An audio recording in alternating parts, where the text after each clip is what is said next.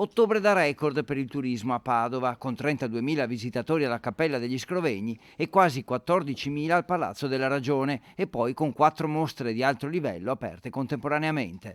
Sono dati che di solito venivano registrati nei mesi alti, quindi aprile, maggio, giugno, poi l'autunno patavino era un crollo.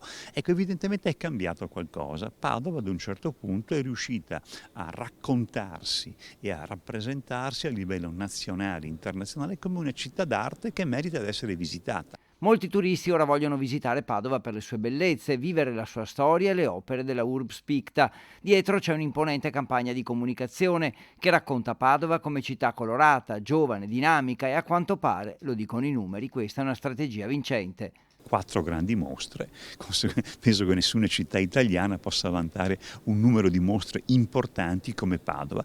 Un concorso di fattori che indubbiamente ha portato Padova a salire in modo significativo nel range delle grandi città turistiche. L'obiettivo è quello di superare i 2 milioni di presenze e fare concorrenza a Verona. Una bella concorrenza alla nostra vicina amata Verona, che è una città altrettanto bella con la quale Padova potrà un domani, mi auguro, non solo competere ma anche collaborare. Gli effetti positivi sono sugli alberghi, sulla ristorazione, sui trasporti. Un ottobre che manda un messaggio chiaro: a Padova non si viene più per sbaglio nel tragitto Verona-Venezia e viceversa, ma per una precisa scelta dei visitatori.